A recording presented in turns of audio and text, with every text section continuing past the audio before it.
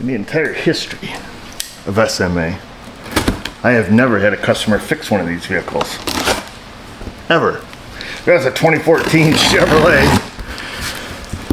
Of course, seems like all we work on is General Motors. There's a lot of them around here. But it's the Tahoe, it's the LPZ, got all the fancy stuff, and the air suspension quit working. And as I mentioned, nobody has ever fixed one of these because they're ridiculously expensive to fix, and a 14 is only, you know, moments away from being sent to the junkyard. So people usually just disable it, drive it, send it to the crusher. I don't know what all is wrong with this one. I did look at it a while ago for this guy, probably a month ago, and right off the bat, we could see that the air compressor was complete garbage. It had some codes in it. I don't recall what they are right offhand. Something open circuit with maybe like a dump valve or something like that, but all the circuits are integrated into this compressor. I went to have a little gander at it, and as usual, the compressor was MIA. And by that I mean it dissolved. It turned to dust, you'll see. The other things I noticed right offhand is after we fixed the compressor is that the rear shocks were bad. I mean, I could see giant holes in the airbags. So at the very least, we have to put this thing on, and whatever is involved with this should be interesting, because like I say, I've never had anybody ever fix one of these.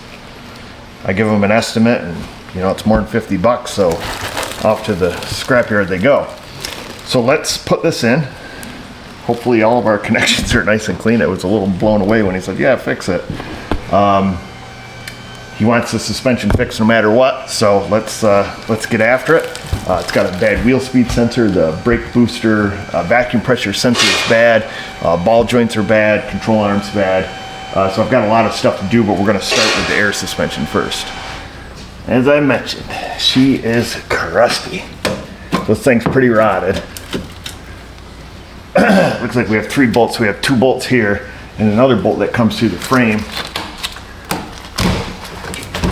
You don't need that because it comes with a new one, but you can see the motor here.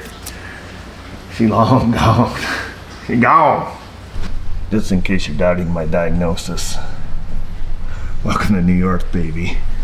I think we're a little past this point here, but we'll spritz some on there to slow down some of the comments. Guy once told me that he believes, like I do, that penetrating oil doesn't work, which it doesn't, at least in our situation. But what it does do is it gives a man courage to pull a little harder on the wrench. And truth be told, that's about as accurate of a description as I've ever heard. We started out with a 14 or a 15. We whittled down to a 14. And we'll see here what this does.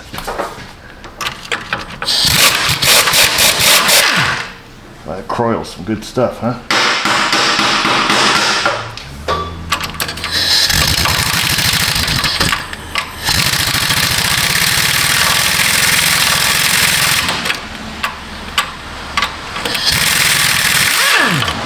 One more bolt that goes on the inside through the frame. We'll probably start on that one with a 14, see if we can't get to it.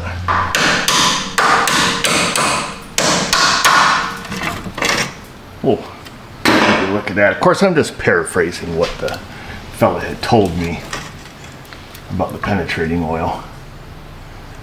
All right, so what kind of stuff do we be dealing with here? We've got a vent hose, it appears. I'm just going to leave her swinging by the wires for a minute. Let me go get a pick and a pair of needle nose.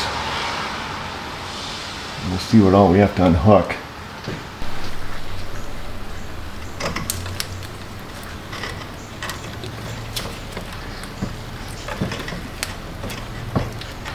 We'll get that unhooked. We've got like an air line here. Goes up into the wiring harness. Take the clamp off of it. Get that unhooked. And now we got an electrical connector.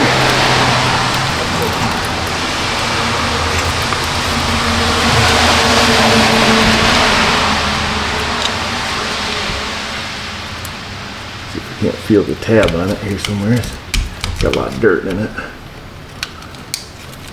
There it is, old son. Is that it? Negative, that is not all. We've got the one hose going to the rear shock. I'm just gonna take it, unhook it from the shock, because that's gonna be easier. Okay, so there's our mess. Let's compare it to our new one. So I kind of moved some wires and stuff around here. So this is the hose that goes to our left shock. This is where we're gonna hook up our hose that must go to the right shock. We've got our wire connector here. They didn't have it pushed down in here. I guess it won't hurt, we can just push it down in. And then this is the vent hose that we unhooked right here. Now we're gonna stick this new little box. It's just an empty box. You can see through the little guy. I went ahead and took the old one out without showing you. It just goes up by the filler neck, and there's a Christmas tree fastener that goes in it here that also holds the hose for the rear differential, I believe it is. The bolts are already on it, so we just need to take this one nut off here. This is the one that goes through the frame. I didn't show you removing that. It's kind of a piss pot to get to. There is a hole inside the frame. I think these are supposed to be 13 mil, and they are. Ours were so swollen. We have big old swollen nuts and couldn't tell before. Now these are knurled here. We can leave the nuts on this. They're keyholed where they go into the frame, so we can just stick that in there. But this here will give you a little better look as to what that looks like. She's holy. Holy, holy, holy. So let's stick it up there. Let's get this hose hooked up. Let's get it plugged back in. I did look at the connector up there. The connector looks good and clean. Once we get it mounted, we'll rerun this little guy. I'm not going to bother hooking this up until we replace the shock in the back, which prior to doing that, we might just plug this in and see what we have for codes, see if the majority of the codes have gone away, you know, with this ordeal here. We'll slide her up here, and I think I'll go like this. I put this plastic clip back on this hose, so we should be able to just slip that baby on. We did, and we should be able to plug it in.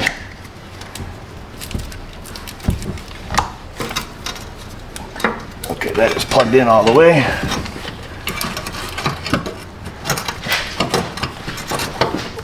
Okay, just want to make sure I hit them all right. And then, like I said, we're going to leave this hose. I don't know if you guys can see it. We're going to leave that hose off for a moment because we are replacing the shock there. I'll just bring it down here where it's ultimately going to end up living. And then we'll rerun this up by the filler neck.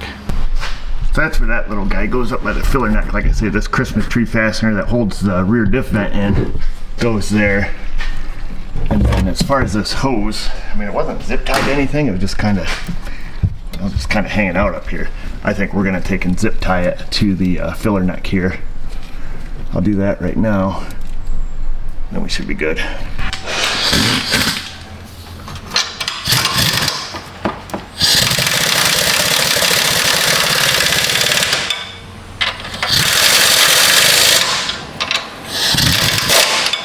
We'll go get the one on the inside. I'll show you guys that when I'm done. It's a little tricky to get to with the camera and tools. So that's where that one lives, is right up, I don't know, we got there the fuel pump control module. Right below that, right by the spare here, there's a hole right there in the frame. You give her a couple ugly duggies in there. And so that's where that one lives. Okay, let's see what we have. All right, let's see here. So I just hooked the battery back up. I had the vehicle on neutral. I'm gonna leave it on the lift, so I unhooked the battery. So I hooked it back up here real quick so we can see if it's happy with everything. I'll just let it do a system scan here.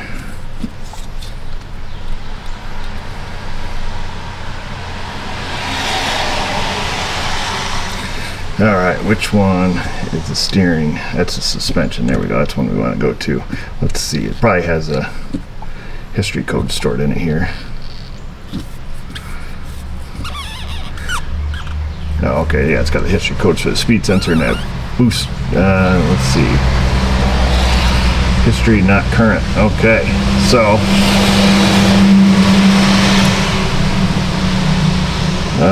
Where's? Am I that blind? Okay. ABCDP element. I need a picture. It was over here. There we go. It was probably on one of those 2 pages, I'm sure. All right, not current, that's good. So we should be able to clear the codes and have no codes left. For whatever reason, with all-town GMs, you got to clear them twice. All right, beautiful.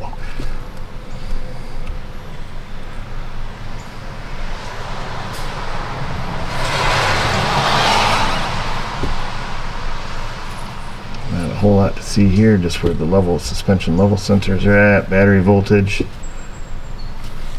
That can't be right, 15.7, because she's only at 12.4.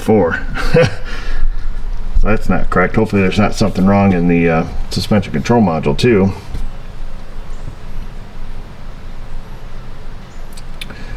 But anyhow, good. So we've gotten rid of that code. So before we get even, further in this or playing with stuff, because we know the rear shocks are leaking, I'm going to put those on, and we're just going to see if the truck's happy with itself. I need to peel this wheel off to do the speed sensor. So we're just going to get this off right now. Oops. Might make viewing the shock a little easier.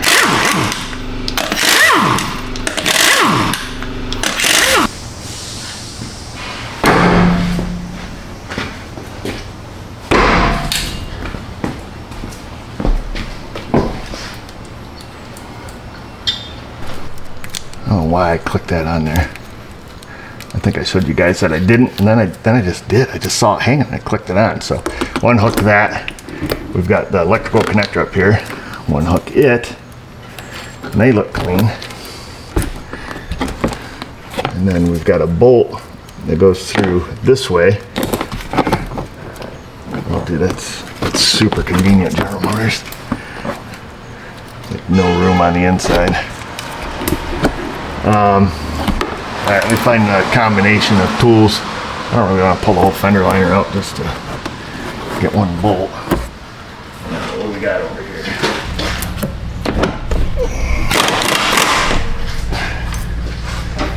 Quite the process. So, in New York State, when you buy a Chevrolet, the spare tires under there are nothing more than mere decoration. If you don't take it out in the first week that you own it, you're never going to get it out.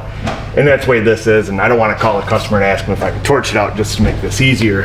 I've got a socket up on the back side, a short extension. I think I can get to the end of it with a breaker bar and hold the bolt, is what I'm hoping for. But I can just barely get my hand in here because of the fuel pump control module, which you can't take that out either. So I'll try to get this lined up. There we go, I think it's lined up. All right, so I did get the nut off. Hopefully that bolt will come out, which it should because I let it spin initially.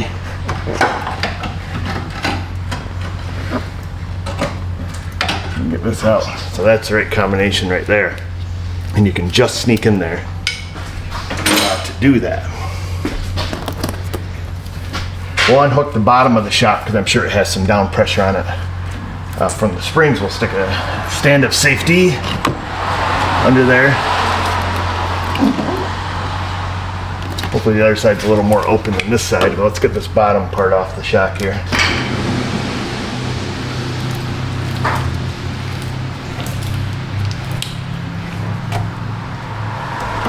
There it goes. Just took a little. Okay, the upper bolt moves now, so this looks a little smaller. Playing with fire here, boy.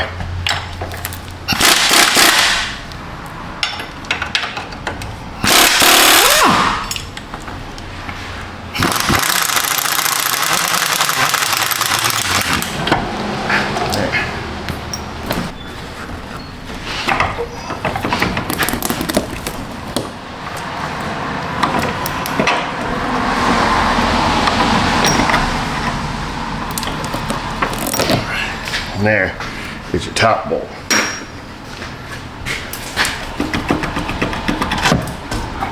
And here's your super duper, really, really expensive rear shock from General Motors. I don't know who makes them. They're Bill Steens or who they are, but yeah, this one's got some rip holes in that side there. Airbag's all dry rotted. So same thing with the one on the right side. There she is, folks, brand new, genuine General Motors. I'm gonna get that top bolt. You gotta be careful. You don't want to break that electrical connector off. These things are very expensive. We're just gonna set that there. I'm gonna try to reach back behind here.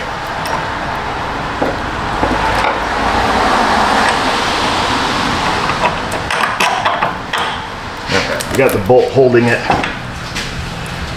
I'm gonna let the rear end down a little bit. I'm gonna get the bottom bolt in, also this one here.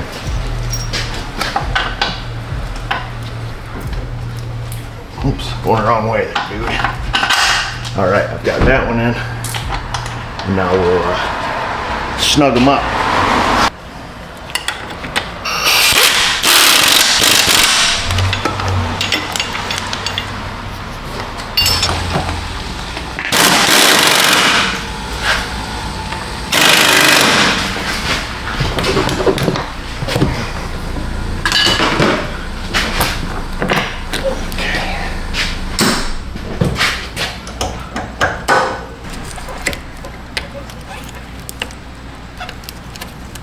Got our electrical connector on there.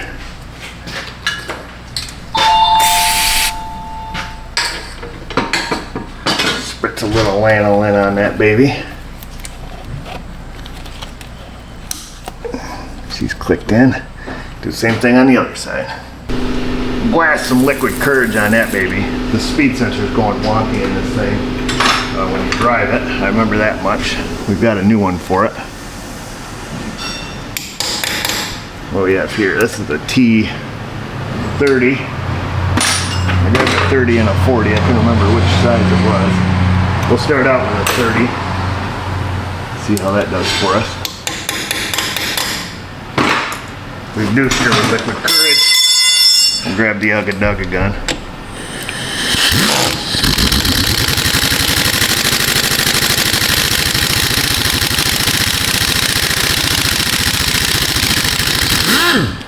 Whew. She's spinning. All right, it's out. That is not a very big screw, so you gotta be careful with those. You gotta have good trigger control. We'll get some more liquid courage on here. It's not gonna do anything for us, but you gotta use it up somehow. We'll probably end up drilling this thing out. I'm sure she'll just snap off. Oh, maybe not. Maybe today's our lucky day.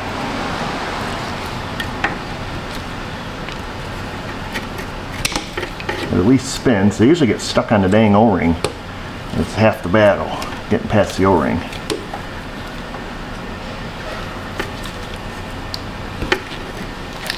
All right, well, now we've got it spinning. Now we have hope. Whoa, easy. So the old trick me ma taught me.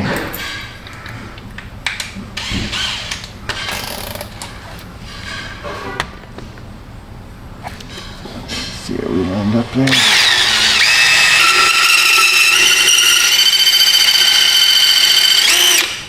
What do you do when it's going to snap off anyways?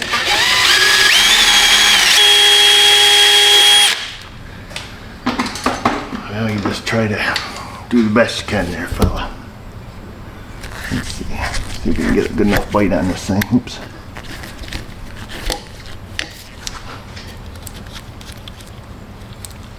There we go.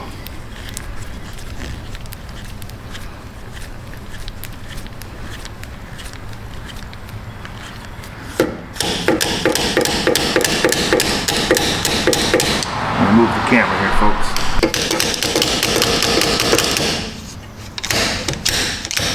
That's how you do it, old son. Right there. Whew! Why is this guy out of breath, man? It's like a 8-ounce slide hammer. So if you know it's just gonna break off, just drill it. Put your little slide hammer in there. I don't know who makes this. It's a Mac Tools one. Part number is Sierra Papa 8 Papa SP8P Mac Tools. Of course, it's not really Mac. Somebody makes it for them because they don't make any of their own stuff. Except their wrenches, I think. But that's out of there. So it's just easier to drill it while it's intact like that. If you snap it off, I think we did a video on that. It's got some clickbaity title, but that's just typically how we do them. Let's plug the hole, get rid of the rust, get the new sensor.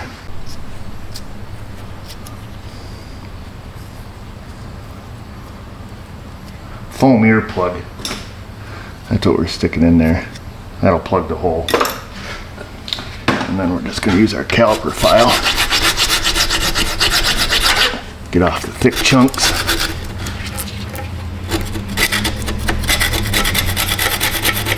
Ooh, girl, he's chunky. He's chunky.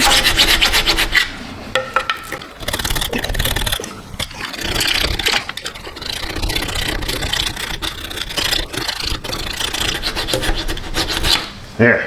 Ta-da! Dum dum. Very clean. There it is. Everybody's happy. I'm happy, you're happy. Get the foam out. These things disappear in the fluid film. Or not the fluid film. In the brake clean. So, if I didn't warn you. I don't ever watch the news because, well, it's toxic. But I don't know if Canada's still on fire. Today is August 15th in the year 2023. And man, it is super duper smoky outside. Actually, I would say the smokiest it's been. So either Canada's still on fire or the neighborhood here is on fire, one or the other. But it's actually like tickling my throat a little tickle in my throat. We're gonna get a little spritz on that. A little spritz on this. I don't know if everybody's still in frame or not. We're taking.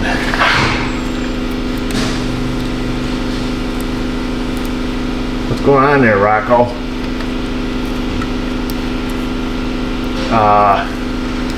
Where's the old one I took out? That's the right one. Must be a little bigger rust ridge inside that hole. Plug that hole back up again. We'll go deep this time.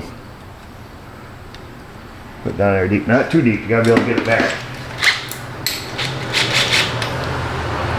Carbide burr. I don't know if I can reach it with this.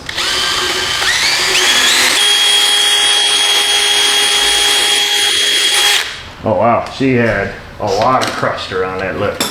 That was thick in there. Spray it again. Find your pick. Hurry up, get that ear plug out of there before it dissolves. There's that. Give her a little spritz. This has already been spritzed, but we'll show that again. Spritz that. Now she should slide right in. Oh yeah. Smooth like butter. Grab your torquey bit. Stick that on there. Grab your torque wrench. Torque setting 1. There's that. And then we'll just take and follow this cable up and around wherever it goes. That's the way it was, right?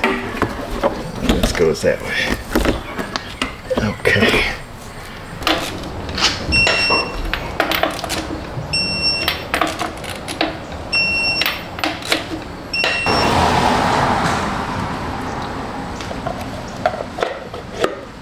There, you gotta get it just right. There's a mark on the back you line up with the valve stem. But yeah, hopefully this is all you need. So we've got that speed sensor in. We've got one more sensor we got to put under the hood on the vacuum booster. That sensor's been given some fits and intermittently reading, so we're gonna change that. And then we'll go for a ride before we come back and do the ball joints. Seem to be breaking a lot of my Chevrolet virginity today. I've never done one of these either.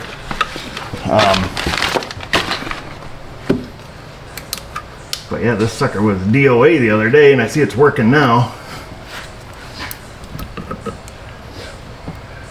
Just throwing the ABS stability light and stuff like that.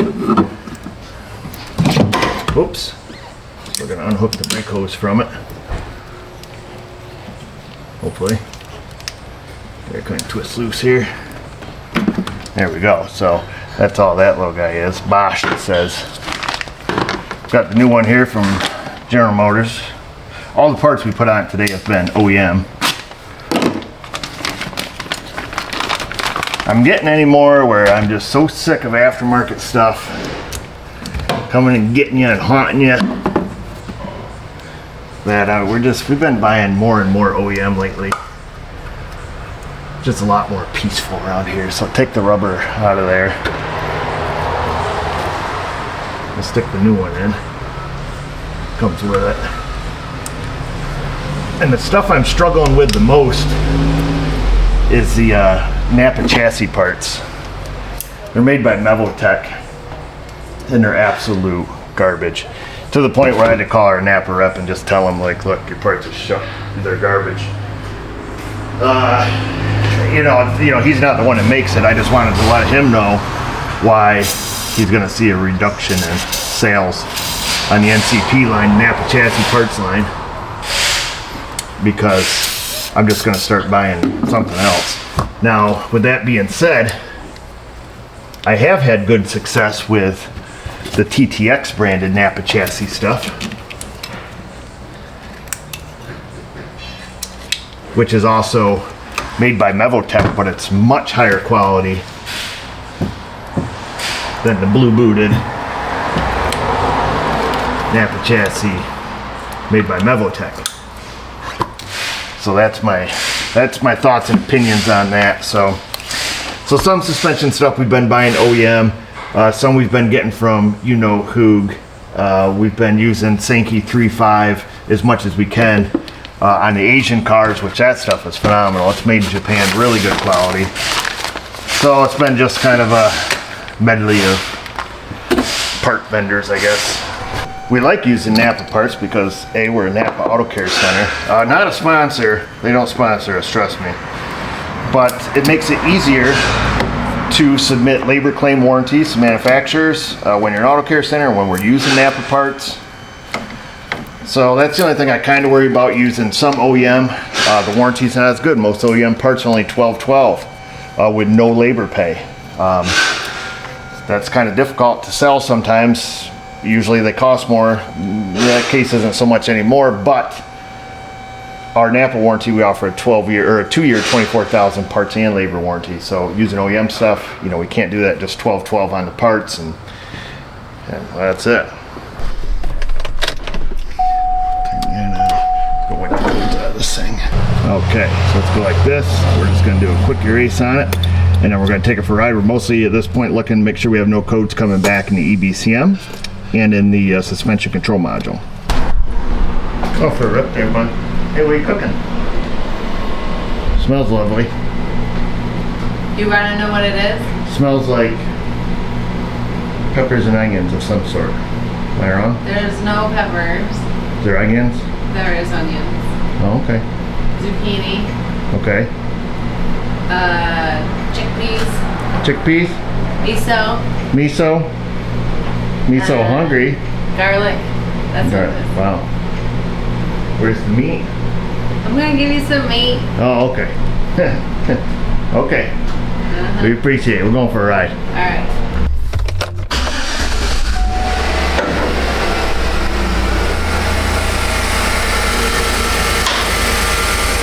Oh man, that shot's hard.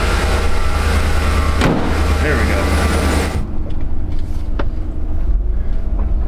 I'll be curious how long the suspension control module in this thing is gonna live. Usually those things are not long for the world. They have a tendency to just rot right out.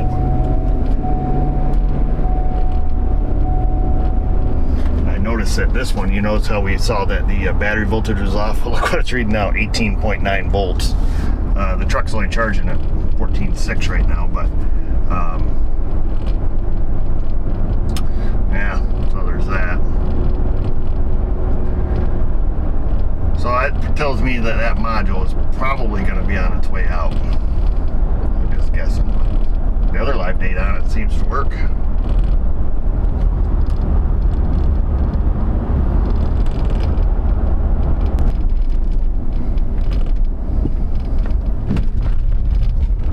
At any rate, I think we have success here. No lights have come on other than that washer fluid light that popped up. Taking her down the rough road here. Giving her some wiggles and jiggles.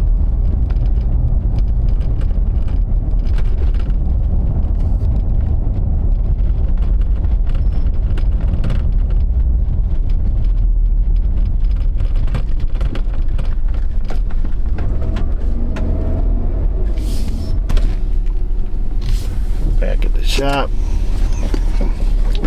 Let's just do a quick scan on this thing just to see where it's at. See if we got any codes that showed up there in the ABS or the suspension. It doesn't. So suspension's good. ABS is good. What's it? This is like door modules or something here, which I think we had codes in before. Yeah, passenger compartment lamp control, short to battery, passenger compartment. Yeah, okay. So there's two codes pertaining to the same thing in the the passenger door and the driver door switch gets codes for it. So it's got some kind of lighting issue, but we're here to fix the suspension for this fella, and I think we've done good. Great. Just like that, folks, I dropped the bomb and leave you hanging with no ending to the video, or at least some kind of corrupt file that won't let me open it says. Rest assured, though, that Chevrolet lived to see another day. Customer's happy. The suspension light never came back on, and in another upcoming video, I think we put ball joints in the front of it. So that's that. Comment section. Questions, comments, and concerns. The Insta, the Facebook. You guys know what to do at this point. And just remember, viewers, if I can do it, you can do it. Thanks for watching.